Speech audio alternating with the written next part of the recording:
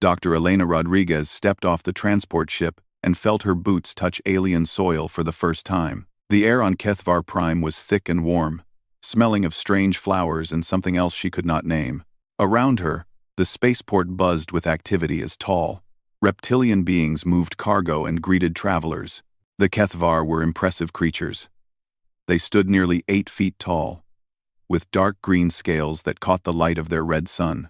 Their eyes were large and golden, and Elena could see the sharp claws that extended from their fingers when they gripped objects.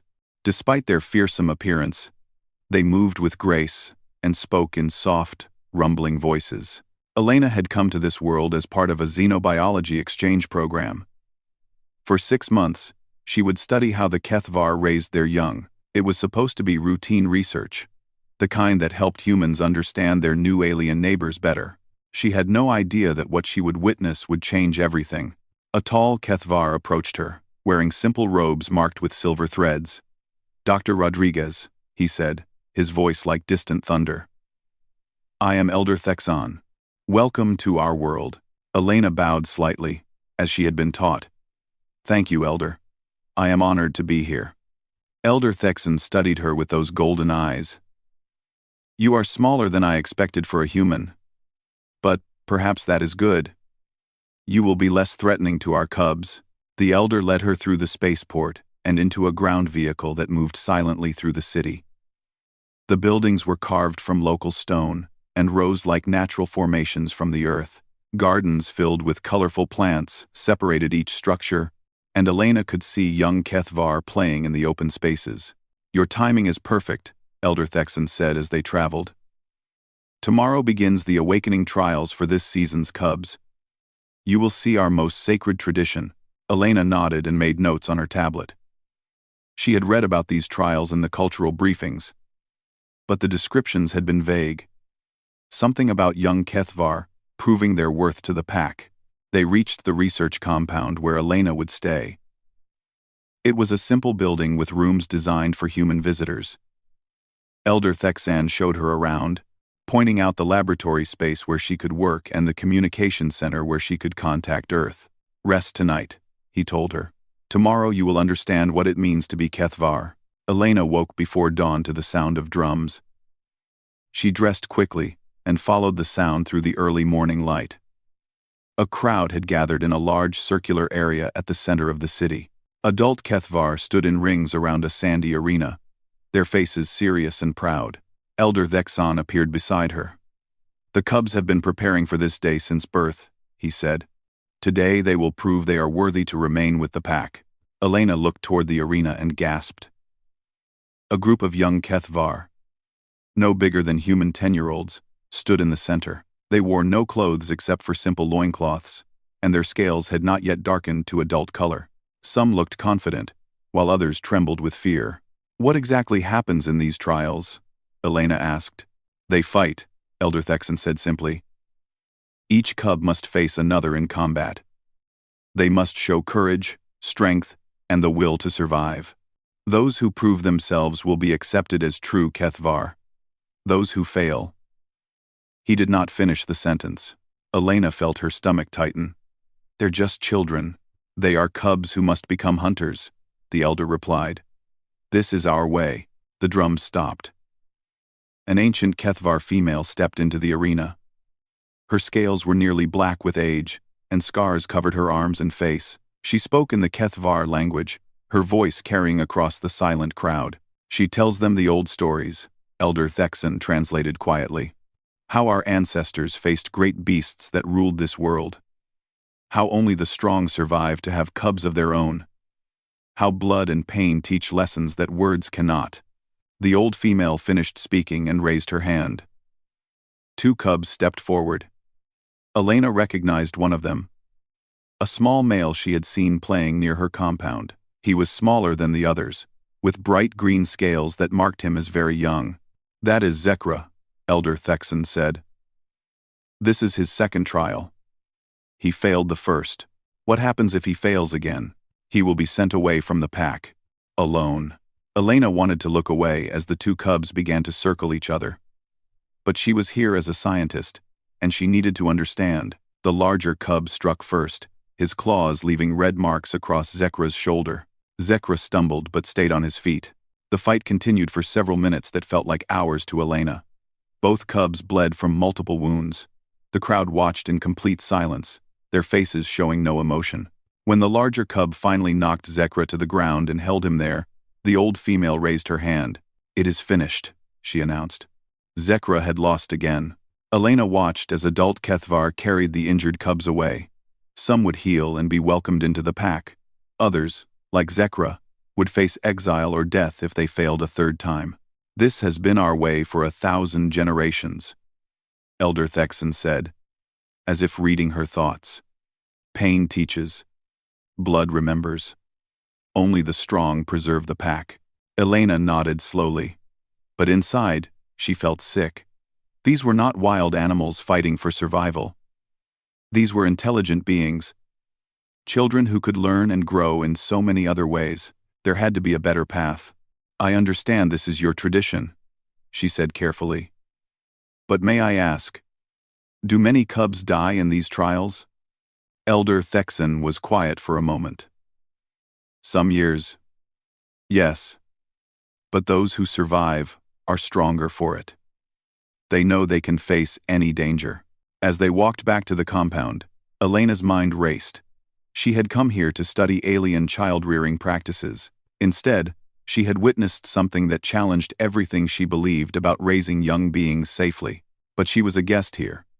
A researcher, not a judge. She would have to be very careful about how she proceeded. The Kethvar trusted her to observe and learn, not to interfere with their ancient ways. That night, Elena sat in her quarters and wrote her first report. She described what she had seen in clinical terms, hiding her emotional response behind scientific language. But deep in her heart, she knew she could not simply watch and do nothing. Somewhere in the city, a young cub named Zekra was preparing for what might be his final trial, and Elena Rodriguez, human xenobiologist, was beginning to form a plan that would change an entire species' future. Elena spent the next few days observing daily life in the Kethvar city. What she saw confused her even more than the trials. The adult Kethvar were gentle and loving parents. She watched mothers singing soft songs to their cubs, fathers teaching them to read and count. The same beings who cheered for violent combat also tucked their children into bed with tender care. How could they love their cubs so much, yet subject them to such brutality? Elena decided she needed to understand their history better. She requested permission to interview families who had cubs approaching trial age. Elder Thexan agreed, though he seemed puzzled by her interest in talking rather than just observing. The first family she met lived in a home carved into a hillside. The father, Gethak, was a craftsman who made beautiful tools from local metals. His mate, Verana, taught cubs their letters and numbers at the community school. Their son, Kolun, would face his first trial in 2 months. Elena sat with them in their garden as the evening sun painted the sky purple. Kolun played with carved wooden figures nearby, acting out stories of great hunters and brave warriors. "Why do the trials exist?" Elena asked gently. Gethak and Verana exchanged a look. "You do not know our world's history," Verana said. "Before we built these cities, before we learned to work metal and grow food, our people lived in caves and hunted in small packs. This world was ruled by the thunder beasts," Gethak continued. "Creatures twice our size with teeth like spears and hide that could stop our claws. They hunted our cubs for food." Elena listened as they painted a picture of their ancestors' terrible struggle for survival. For thousands of years, Kethvar cubs who could not fight died young. Only the most aggressive and fearless survived to have cubs of their own. "The trials began as training," Verana explained. "Cubs who could hurt each other, could hurt the thunder beasts. But even after we drove the beasts away, even after we became the strongest hunters on this world, the trials remained. Because they work," Gethak said firmly. "A cub who passes the trials knows they can face anything." Elena watched young Kolun playing with his toys. He was a bright, curious child who asked endless questions about everything he saw. In 2 months, he would be forced to fight another cub in front of the entire pack. "What if he fails?" Elena asked quietly. The parents went silent. Virana looked away, her golden eyes bright with unshed tears. Then we will love him until his final trial, Gethak said. And if he fails again? He could not finish. Elena left their home feeling sick to her stomach. These parents were trapped by tradition, forced to send their beloved child into danger because their culture demanded it. Over the following days, she interviewed more families. The stories were always the same. Parents who loved their cubs deeply but believed the trials were necessary for survival. Many adults still carried physical scars from their own childhood trials, but Elena began to notice something else. Emotional scars that ran even deeper. She met warriors who jumped at sudden noises, hunters who had nightmares about their childhood fights, artisans whose hands shook when they talked about their trials. The tradition that was supposed to make them stronger was leaving them wounded in ways they did not understand. Elena requested permission to study their brain activity during stress responses. She claimed it was to understand how different species handled fear and aggression. Elder Thexan agreed, curious about human scientific methods. Her scans revealed what she suspected. Many adult Kethvar showed signs of what humans would call post-traumatic stress. Their childhood trauma had left permanent changes in their brains, making them more aggressive and fearful than they needed to be. But Elena also discovered something hopeful. The cubs who had not yet faced trials showed different brain patterns. They were naturally brave but not violent. They wanted to test themselves and prove their worth. But they did not need to hurt others to do it. One evening, while Elena was reviewing her data, she heard a soft knock at her door. She opened it to find a small Kethvar cub standing outside. It was Zekra, the young male who had failed his second trial. "Dr. Rodriguez," he said in careful English, "may I speak with you?" Elena invited him inside and offered him some fruit juice that the Kethvar enjoyed. Zekra sat carefully on a chair designed for human visitors, his feet not quite touching the floor. "I have heard you are studying our trials," he said. "I wanted to tell you something that no adult will say." Elena leaned forward, sensing this was important. "What is it, Zekra?" "The trials do not make us brave," he said quietly. "They make us afraid. I know many cubs who pretend to be fierce after they pass. But they have nightmares every night. They are afraid the fighting will start again." Elena felt her heart break a little. "What about you? How do you feel about your third trial?" Zekra looked down at his small hands. "I am not a fighter. I am good at solving problems and making things work better. But that does not matter in the arena. If I fail again, I will be sent away from my family forever." "Your parents love you very much," Elena said. "Yes, but they love tradition more. They believe I must become something I am not, or I am not worthy to be their son." After Zekra left, Elena sat in her quarters for a long time, thinking. The more she learned about the Kethvar, the more she understood that their trials were not evil. They came from a place of love and fear. Parents who wanted their cubs to be strong enough to survive anything. But the universe had changed. The thunder beasts were gone. The Kethvar had technology and cities and trade with other worlds. Their cubs did not need to be warriors to survive. What they needed was courage, leadership, problem-solving skills, and the ability to work together. They needed to test themselves and prove their worth. But not through violence. Elena opened her computer and began to research human history. For thousands of years, humans had found ways to train warriors and leaders without permanent damage. Martial arts that taught discipline without injury. Sports that tested strength and courage safely. Military training that built teamwork and bravery. Maybe, just maybe, there was a better way. But first, she needed to understand exactly what the trials were supposed to accomplish. She needed to study every aspect of Kethvar development and figure out how to preserve what was important while eliminating what was harmful. She had 6 months on this world. Zekra's third trial was in 3 months. If she was going to help him and others like him, she needed to work fast. Elena Rodriguez, human scientist, was about to attempt something that had never been done before. Convince an entire species to change a tradition as old as their civilization. and she had to do it in a way that honored their culture while protecting their children. The challenge seemed impossible. But Elena had something the Kethvar had never encountered before. Human determination combined with human empathy. She was going to find a way. Elena worked late into the night, her computer screen glowing in the darkness of her quarters. She had spent weeks studying every detail of the Kethvar trials. And now, she was diving deep into human history, looking for answers. She read about ancient Greek athletes who competed in the Olympics, testing their strength and speed without trying to kill each other. She studied Japanese martial arts that taught discipline and courage through careful practice. She researched military academies where humans learned to be warriors through teamwork and strategy rather than brutal combat. The more she learned, the more excited she became. Humans had faced the same challenge thousands of years ago.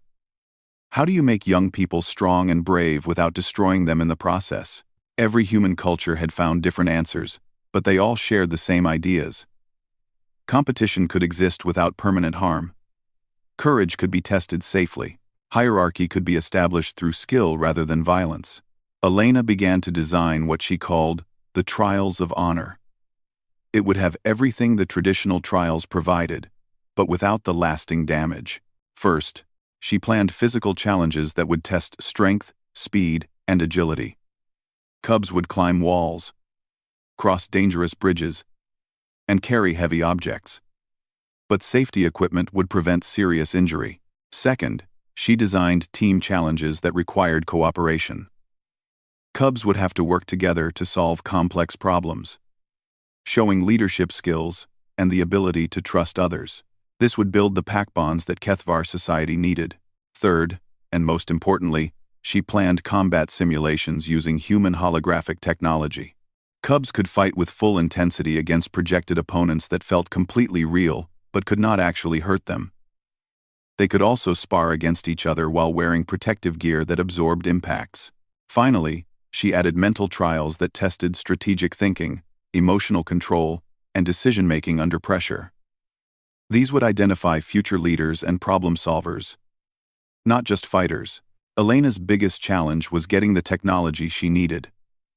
Her research equipment included some holographic projectors and basic protective gear, but nothing designed for Kethvar physiology. She would have to modify everything. She spent days in her laboratory, adjusting human protective padding to fit young Kethvar bodies. She programmed new holographic opponents based on the thunder beasts from Kethvar history. She designed obstacle courses using materials she could find locally. When everything was ready, Elena faced her next challenge, finding cubs willing to test her ideas. She could not ask Elder Thexan for permission. He would refuse immediately and probably send her home for interfering with their traditions. Instead, Elena decided to start with Zekra. If anyone had reason to try something new, it was the cub facing exile or death in his third trial. She found him one evening near the stream that ran through the city. He was sitting alone, watching the water flow over the rocks. "Zekra," she called softly. "May I join you?" He looked up and nodded. Elena sat beside him on the bank, careful not to disturb the peaceful moment. "I have been thinking about what you told me," she said, "about cubs being afraid after the trials, and about how you are good at solving problems rather than fighting." Zekra picked up a small stone and threw it into the water. "It does not matter what I am good at.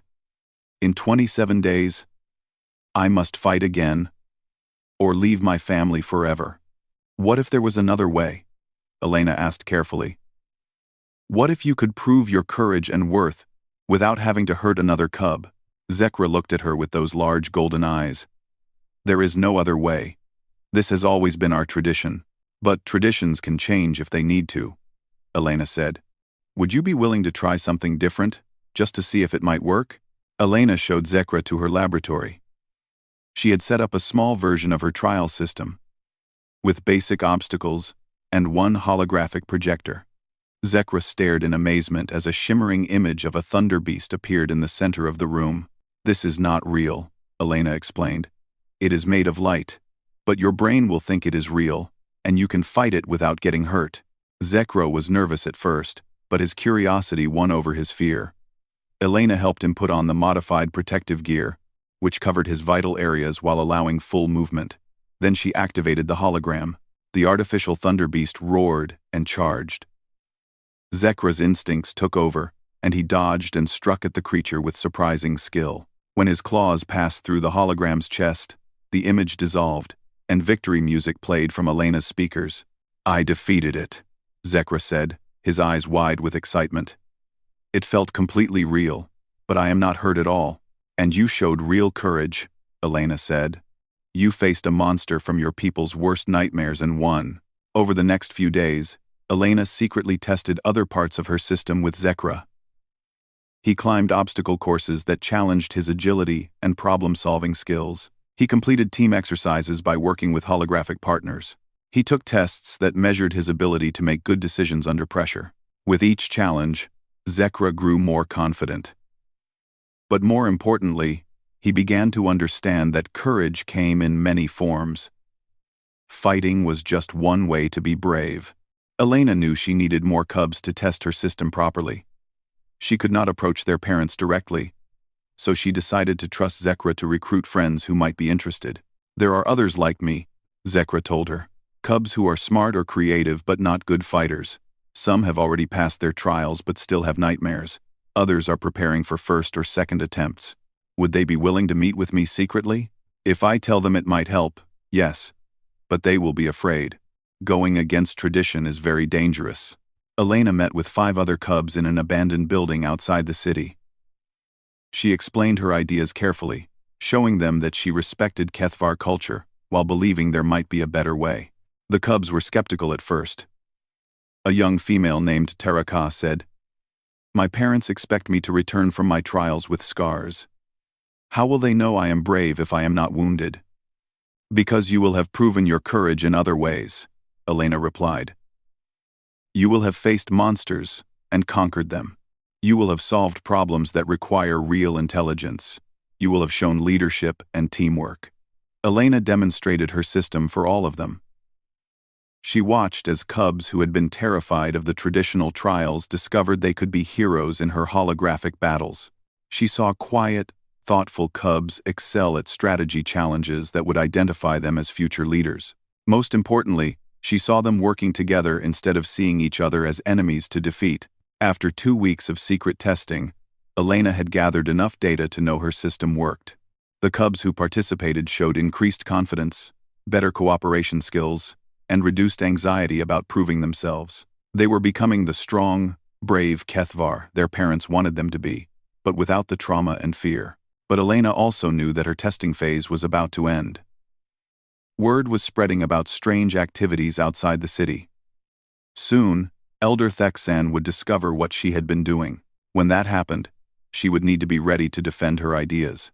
She would need to prove that humans could offer something valuable to Kethvar culture without destroying what made it special. Elena spent her final nights of secrecy preparing a formal presentation. She documented every test result, every improvement in the cub's abilities, every sign that her methods could work. She was about to challenge a tradition older than human civilization, but she had something the Kethvar had never encountered: proof that courage and strength could be developed safely, and that honor did not require suffering. The cubs who had tested her system were ready to stand with her when the time came. They had tasted a different kind of bravery, and they wanted others to have the same chance. Elena Rodriguez was preparing to start a revolution, one that would save countless young lives while preserving everything the Kethvar valued about their culture. Elena stood before the Kethvar Council, her hands steady despite the fear racing through her heart. The great hall was carved from living rock, with seats rising in circles around the central floor where she waited. 12 adult Kethvar stared down at her with golden eyes that showed no emotion. Elder Theksan sat in the highest seat, his scarred face set in disapproval. Word of her secret training sessions had reached him 3 days earlier, and his reaction had been swift and angry. "Dr. Elena Rodriguez," he said formally, his voice echoing in the stone chamber. "You stand accused of interfering with our sacred traditions. You have filled our cubs' minds with alien ideas that threaten the very foundation of our society. Speak your defense." Elena took a deep breath and activated her portable projector. Images appeared in the air around her. Brain scans, performance data, and recordings from her training sessions. "Honored Council," she began. "I did not come here to destroy your traditions. I came to learn from them. And what I learned is that you love your cubs more than anything in the universe." She gestured to the brain scans. "But I also learned that your current trials are causing damage you cannot see. Look at these patterns. They show trauma that lasts for entire lifetimes. Your cubs grow into adults who jump at shadows and have nightmares about their childhood battles." A female council member named Kexara leaned forward. "Pain teaches lessons that comfort cannot," she said. "We have always known that strong cubs require strong trials." "Yes," Elena agreed. "But strength comes in many forms. Your ancestors developed the trials to survive against the thunder beasts. But those creatures are gone. Your cubs now need different skills to face the challenges of tomorrow." Elena showed them recordings of her training sessions. The council watched in silence as Zekra faced holographic monsters, as cubs worked together to solve complex problems, as young Kethvar demonstrated courage without bloodshed. "This is soft alien weakness," Elder Thexan declared when the recordings ended. "Our cubs fight false enemies made of light. They wear padding that prevents real pain. How will this prepare them for a universe that shows no mercy?" "Because they learn to think as well as fight," Elena replied. "They learn to work together instead of only competing. They develop confidence without trauma." The argument continued for hours. Most of the council agreed with Elder Thexan that Elena's methods would weaken their young. A few seemed curious about her results, but were afraid to break with tradition. Finally, Elder Thexan stood to pronounce judgment. "Dr. Rodriguez, your experiments have shown clever human technology, but they cannot replace our ancient wisdom. You will cease all interference with our cubs immediately, or face removal from our world." Elena's heart sank, but she was not ready to give up. "Elder Thexan, I request one final chance to prove my methods. Let me propose a test that honors both old and new ways." "What kind of test?" asked Councilmember Kexara. Elena took another deep breath. This was her last chance, and she had to make it count. "The next trial season begins in 10 days. Half the cubs will undergo traditional trials. The other half will test my system. After both groups complete their challenges, you can judge which method better serves your people." The council chamber erupted in angry voices. Most members seemed outraged by the suggestion, but Elder Thexan raised his hand for silence. "You would risk our cubs' lives on an alien experiment?" he asked. "No," Elena said firmly. "I would offer them a safer path to the same goal. If my methods fail to produce brave, worthy Kethvar, then abandon them forever. But if they succeed, you will have proven nothing," Elder Thexan said. "Courage that does not require sacrifice is no courage at all." "Then let the results speak for themselves," Elena challenged. The council debated through the night. When morning came, they reached a narrow decision. 6 votes for Elena's test, 6 votes against. Elder Thexan held the deciding vote. He stared at Elena for a long moment. "Very well," he said finally. "But know this. If any cub is harmed because of your interference, you will answer for it with your own life." The next 10 days passed in a blur of preparation. Elena worked around the clock to expand her training system for a full trial group. The cubs who had tested her methods helped set up equipment and train their peers in the new challenges. Meanwhile, the traditional trial ground was prepared as it had been for centuries.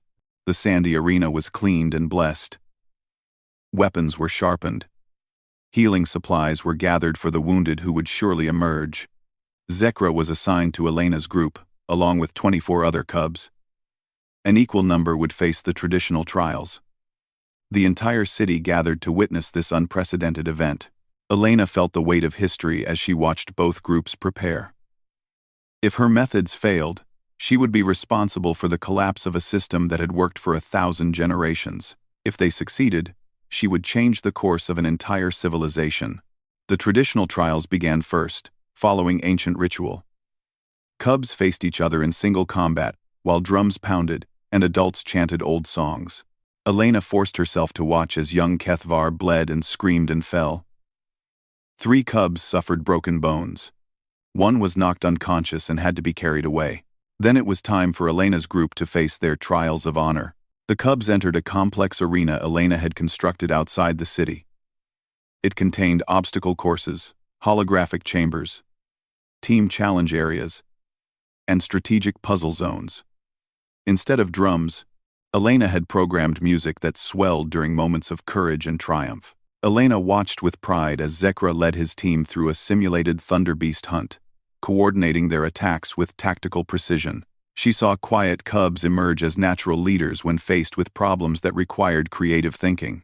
She watched former enemies work together to overcome challenges that no single cub could face alone. But the real test came on the 3rd day, when disaster struck. A violent storm swept across the region, bringing winds that toppled trees and rain that turned streams into raging rivers. The traditional trial ground, built in a low area near the city, began to flood rapidly.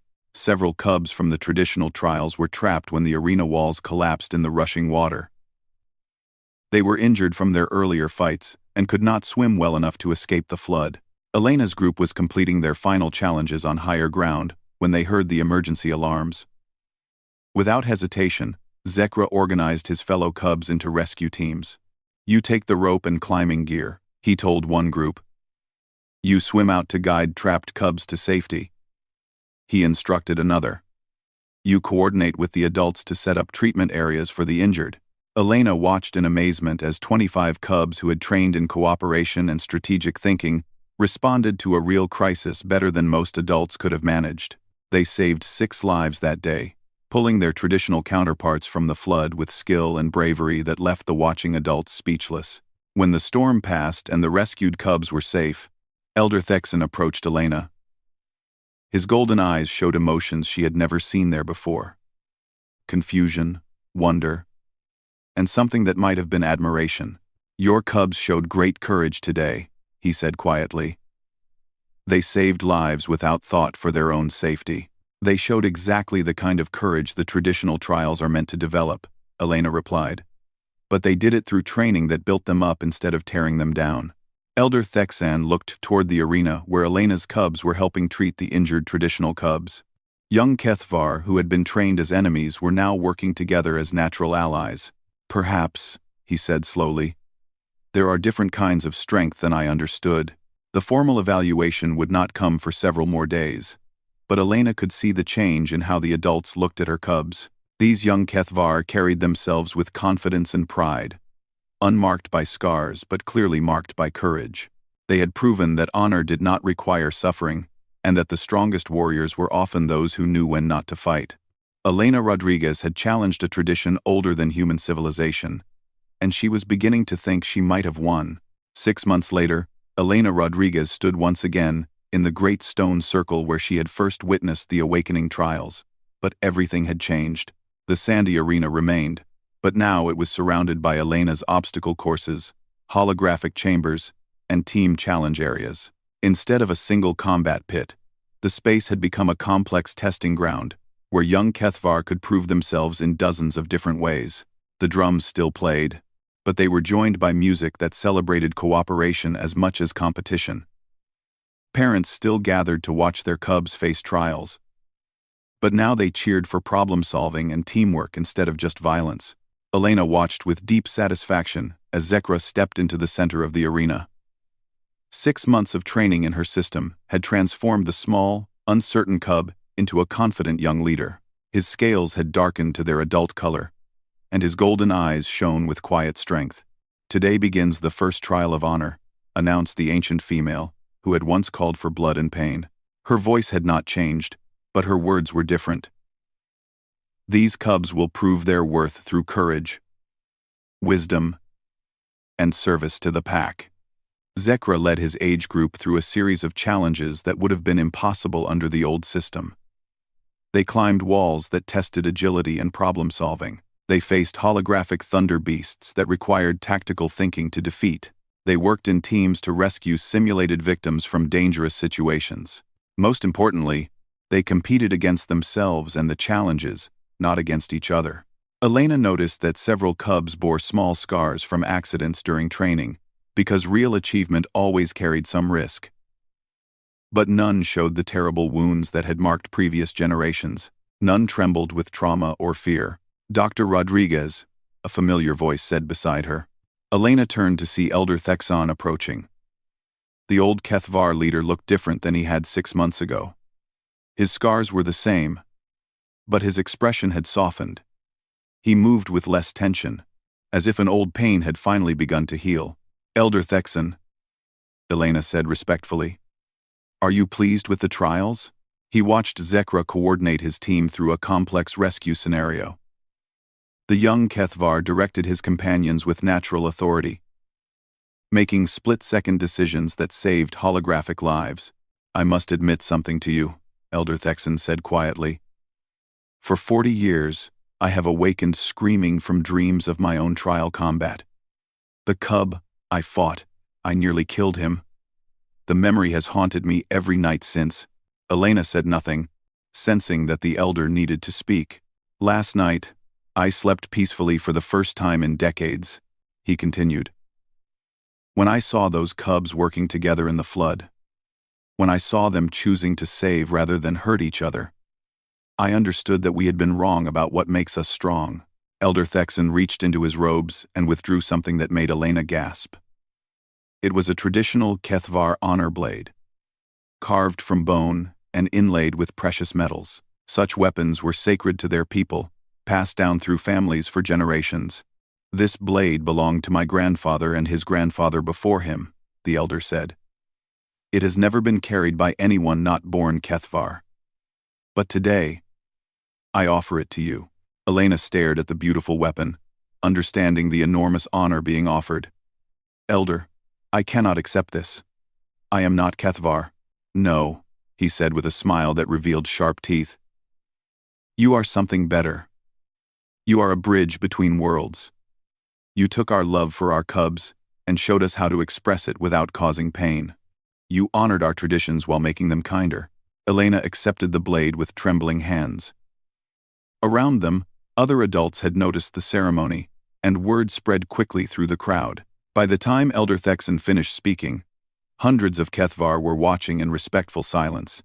Dr. Elena Rodriguez, the elder announced in his carrying voice, you are named Pack Friend, the first of your species to receive this honor. You have shown us that strength and wisdom can exist without suffering, and that the best warriors are those who protect rather than destroy. The crowd erupted in a sound Elena had never heard before. Kethvar voices raised not in battle cries, but in celebration and joy. As the trials continued that day, Elena found herself thinking about the future. Word of the Kethvar transformation had already spread to other worlds through diplomatic channels. Several species had contacted Earth asking about the human who had helped change an ancient culture. 3 months earlier, Elena had received a message from the Zephyrian Empire. Their coming-of-age rituals involved young Zephyrians flying through dangerous storms, and many died each year from the challenge. Could the human methods work for creatures who lived in gas-giant atmospheres? 2 weeks ago, the Crystalline Collective had asked for help. Their younglings traditionally tested themselves by growing crystal shells in toxic environments. The process created beautiful, armor-like skin but often caused permanent organ damage. They wondered if holographic simulations could provide the same psychological benefits safely.